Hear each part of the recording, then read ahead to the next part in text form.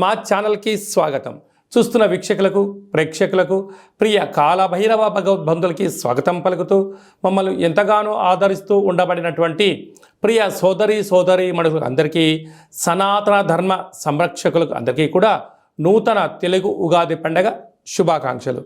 శ్రీ క్రోధినామ సంవత్సరంలో కర్కాటక రాశి వారికి ఎలా ఉండబోతుందో ఈ వీడియోలో సవివరంగా సంపూర్ణంగా తెలుసుకుందాం.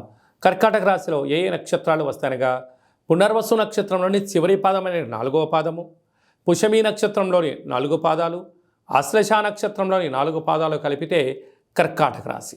రాశాధిపతి యొక్క చంద్రుడు అవ్వడం వలన వీరికి ఒకవైపు అష్టమస్థాన శని సంచార స్థితి జరుగుతూ ఉండినను ఆదాయ వ్యయాలు ఈ సంవత్సరం అదృష్ట రాశులలో ఈ యొక్క కర్కాటక రాశి ఒకటే అని చెప్పి చెప్పుకోవడంలో ఏమాత్రము సందేహమే లేదు.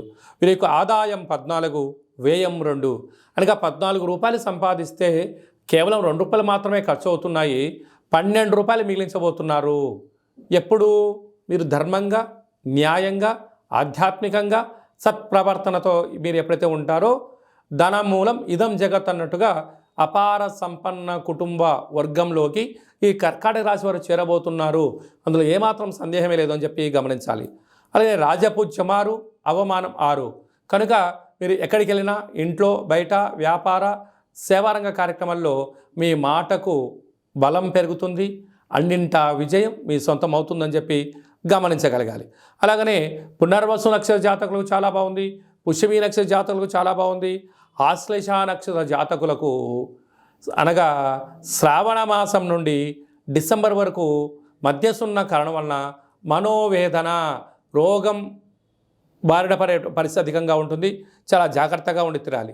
కాకపోతే వీరికి ఒకవైపు అష్టమస్థాన శని సంచార స్థితి జరగడం, 30 సంవత్సరాల తర్వాత శని భగవానుడు తన సొంత గృహంలో ఉన్నప్పుడు వచ్చినటువంటి ఈ క్రోధినామ సంవత్సరం అవ్వడం వలన నిత్యము పరమేశ్వరుడికి అభిషేకం చేసుకోవడం, గృహంలో వీలైనంత వరకు బయట గుమ్మడికాయ కట్టుకోవడం, దైవనామ స్మరణ చేయడం, పుష్కర స్నానం చేయడం వలన నీటి వ్యాపారస్తులు, పాల వ్యాపారస్తులు, ఆహార ఉత్పత్తులు, వ్యవసాయ సోదరీమణులకు, మార్కెటింగ్ రంగం బిజినెస్ వ్యాపారవేత్తలకు, విద్యావేత్తలకు, సంపూర్ణ విద్యార్థులకు చాలా మంచి కాలం అని చెప్పి గమనించాలి.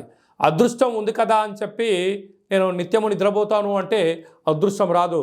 కష్టే ఫలి, కష్టపడగలిగితే, ధర్మంగా ఉండగలిగితే, ఏదైనా తెలియని పని తెలుసుకొని చేసుకొని దాన్ని సాధించగలిగితే భగవంతుడి యొక్క ఆశీస్సులు కలిగి మీరు అపార సంపన్న కుబేరులు అవుతారు అని చెప్పి గమనించగలగాలి. కనుక మీరు కపాల కాళ భైరవ స్వామి యొక్క స్మరణ, కపాల కాళ భైరవ స్వామి యొక్క కూష్మాండ దీపము, స్వామివారికి సంబంధించిన ఒక ముగ్గురు మీరు ఆనంద దీపాన్ని మీరు ఇంటి ముందర పెట్టుకోగలిగినట్లయితే ఒకవైపు అష్టమస్థాన శని దోషం తొలగి అదృష్టం ఐశ్వర్యం మీ సొంతం అవుతుందని చెప్పి గమనించాలి. ఈ తెలుగు ఉగాది పండగ ఈ సంవత్సరం మొత్తాన్ని బాగా మనం పరిశీలించినట్లయితే గ్రహ గమనాలలో పెద్దగా మార్పులు లేవు. గురు భగవానుడు ఒక్కడే మేషరాశిలో నుంచి వృషభ రాశిలోకి సంచార స్థితి ఉంది. కనుక వీలైనంత వరకు ధర్మము, ఆధ్యాత్మికత, నిత్యము, ఆరోగ్యము, సంపూర్ణమైనటువంటి ప్రతి ఒక్క వ్యక్తిగత జాతకంలో మీరు అందరిపైన గ్రహ గమనాల పరిస్థితి చాలా అధికంగా ఉంటుంది. కనుక సూర్యోదయపు మునుపురమే లేవడము, పచ్చటి పైరు పొలాలలో సంచారము చేయడము, ఆకులతో కూడుకున్న జీవన విధానాన్ని ఏర్పాటు చేసుకోగలిగినట్లయితే మంచి కాలం ఉంటుందని చెప్పి గమనించగలగాలి.